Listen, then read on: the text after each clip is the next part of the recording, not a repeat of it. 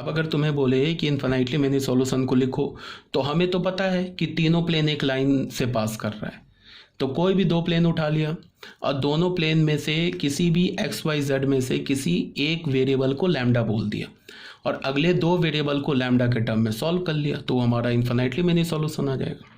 तो हमने क्या किया, पहला प्लेन ले लिया और कौन सा प्लेन ले लिया, इसमें दूसरा प्लेन ले लिया। इसमें हमने एक्स को अल्फ़ा बोल दिया, तो एक वाई और जेड के टर्म में ये दो इक्वेशन मिल गया। इसको हमने क्रॉस मल्टीप्लिकेशन मेथड से सॉल्व कर लिया। ठीक है, तो ये y का वैल्यू आ गया इन टर्म्स ऑफ लैम्डा नहीं बोला है, सॉरी अल्फ़ा बोला है।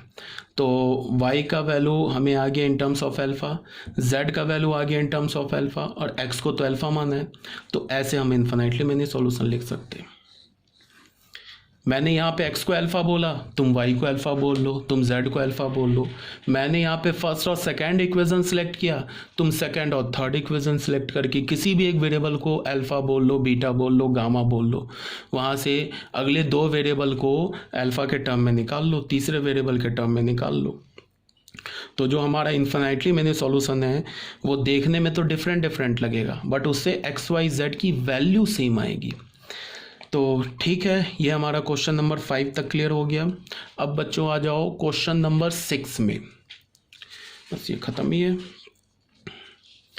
क्वेश्चन नंबर 6 में क्या बोल रहा है, let x is equal to, एक ये दे रखा है इक्वेशन, y का वैल्यू एक ये इक्वेशन ये दे रखा है, एक z ये इक्वेशन दे रखा है, where x, y, z are not all zero simultaneously, then find the value of this sigma a square plus 2 pi a, इसका वैल्यू निकालो।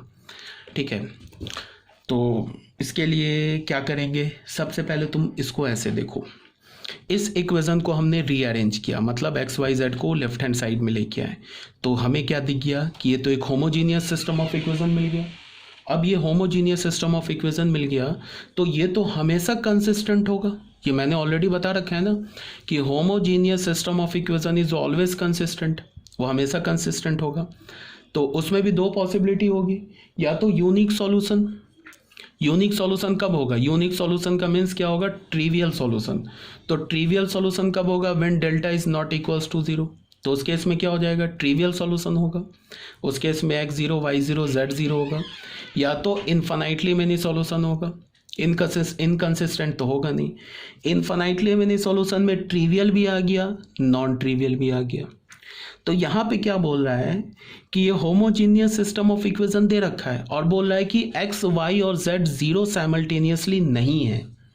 तो इसका ये मतलब है कि जो इन्फिनाइटली मैनी सॉल्यूशन में जो ट्रिवियल वाला पार्ट है ना उसको हटा दिया है।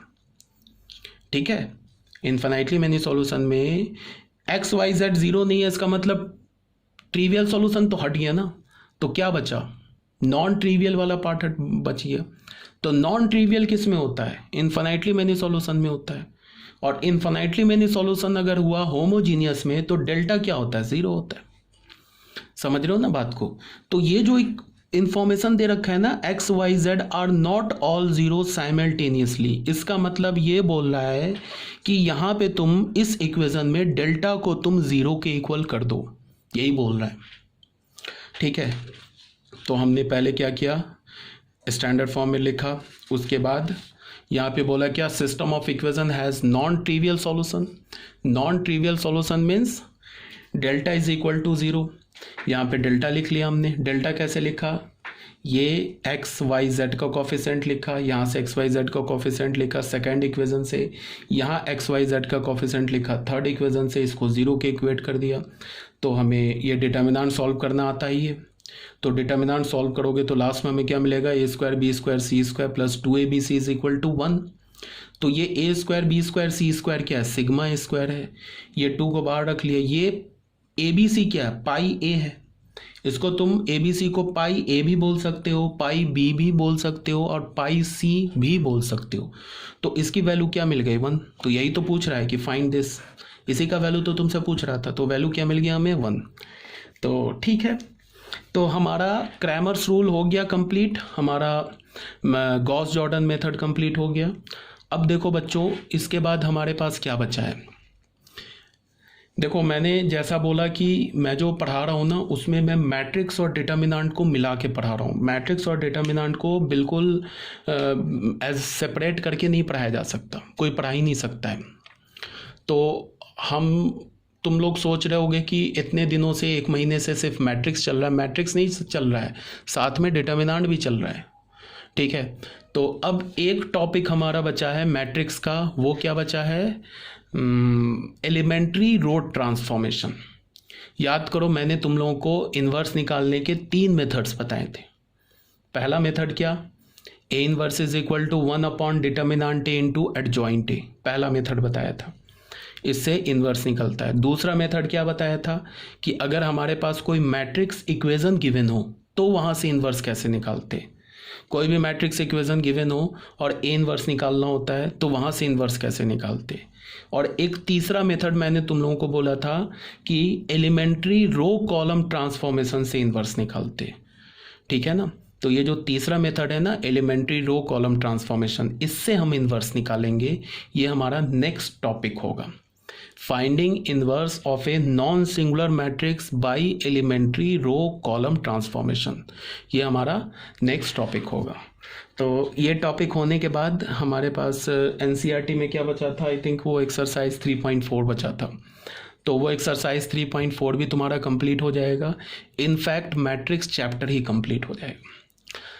तो उसके बाद हम लोग स्टार्ट करेंगे डिटर्मिनेंट। डिटर्मिनेंट में कहने को बहुत कुछ नहीं बचा है। हमने डिटर्मिनेंट का मोस्ट ऑफ द जो टॉपिक्स है वो हमने मैट्रिक्स में ही कवर कर रखा है, बट फिर भी बचा है कुछ इम्पॉर्टेंट टॉपिक है जो बोर्ड के लिए और जेईई मेंस वगैरह के लिए और एडवांस के लिए इम्पॉर्टेंट होते हैं। बोर्ड में डिटर्मिनेंट में से कौन सा क्वेश्चन आएगा वो मैं बता दूंगा। इवन मैं क्वेश्चन ही बता दूंगा, 4-5 क्वेश्चन, उसी क्वेश्चन में से एक क्वेश्चन आ जाएगा डिटर्मिनेंट में।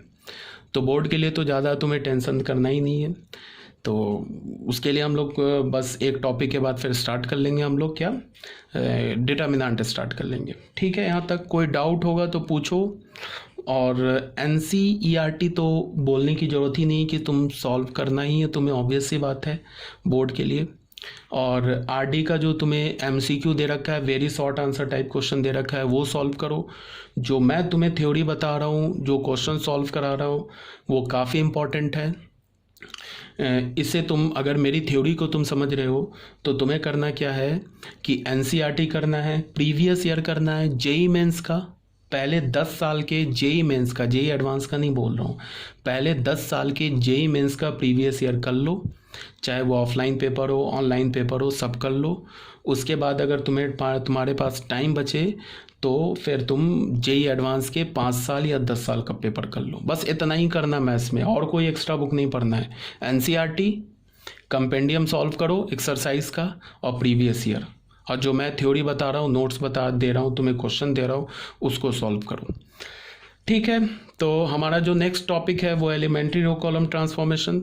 उसके बाद मैं क्या करूँगा, कुछ मिसलेनियस क्वेश्चन, मैं 2-4-10 क्वेश्चन, या तुम लोग का जो कुछ डाउट है मेरे पास है, रिकॉर्ड है व्हाट्सएप पे, जो तुमने पूछा है जिसको मैंने नहीं एक्सप्लेन किया, मैंने बोला कि बता दूंगा मिसलेनियस क्वेश्चन में, वो डाउट और कुछ प्रीवियस ईयर के क्वेश्चंस और कुछ मिसलेनियस क्वेश्चंस, सारे टॉपिक से अभी तक जितना भी मैट्रिक्स पढ़ाया है वो ऐसे 10-15 क्वेश्चन में एज अ मिसलेनियस क्वेश्चन में उसे सॉल्व कर दूंगा। कब? जब हमारा ये elementary row column transformation complete हो जाएगा, ठीक है। फिर ओके।